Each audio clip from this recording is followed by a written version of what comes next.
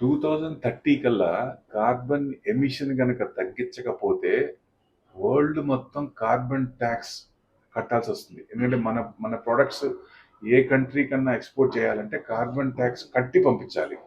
So అది మనసులో పెట్టుకొని గ్రీన్ వెహికల్స్ని ప్రమోట్ చేస్తుంది గవర్నమెంట్.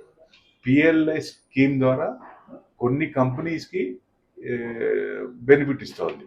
అట్లా వాళ్ళు ఎవరైతే ముందుకు వచ్చారో కంపెనీస్ అన్ని 13,000 crores to produce green vehicles and spare parts.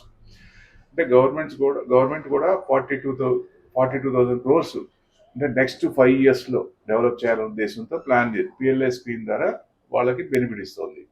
అంటే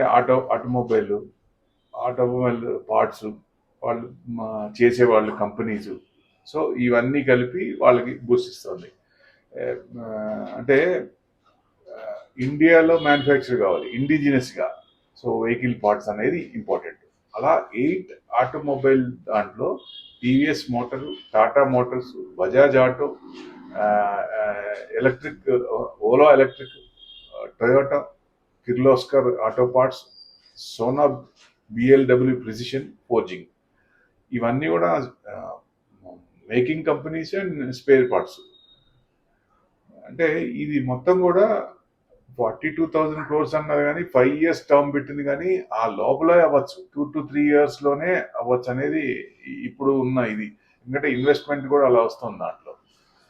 ఆల్రెడీ గవర్నమెంట్ బూస్ట్ చేసిన 13,000 crores for auto and component makers. So అంటే ఇండస్ట్రీలకు ఈ స్కీమ్ బాగా వెళ్తుంది. అన్ని కంపెనీలు కూడా ఆటోమోటివ్ కంపెనీస్ అన్ని కూడా ముందుకు వస్తున్నాయి. సో ప్రొజెక్షన్ అయితే ఇట్ గోయింగ్ టు డీపెన్, ఇంకా లోకలైజేషన్ అవుతుంది కాబట్టి ఎక్కువ మంది ముందుకు వచ్చే ఛాన్స్ ఉంది, ఎక్కువ ప్రొడక్షన్ కూడా వచ్చే ఛాన్స్ ఉంది. అంటే గవర్నమెంట్ కూడా దీంట్లో 42,500 అనుకున్నాం కదా, దాంట్లో అవుట్లేగా 825,938 crores under PLA scheme support చేస్తున్నారు. ఆటోమోటివ్ ఇండస్ట్రీ అంటే ఎకో ఫ్రెండ్లీ టెక్నాలజీస్ తీసుకొచ్చి కార్బన్ ఎమిషన్ తగ్గిస్తే బాగుంటుంది. అంటే ఫజల్ ఫ్యూయల్ నుంచి ఈ గ్రీన్ వెహికల్స్ రావాలంటే టైం పడుతుంది కదా.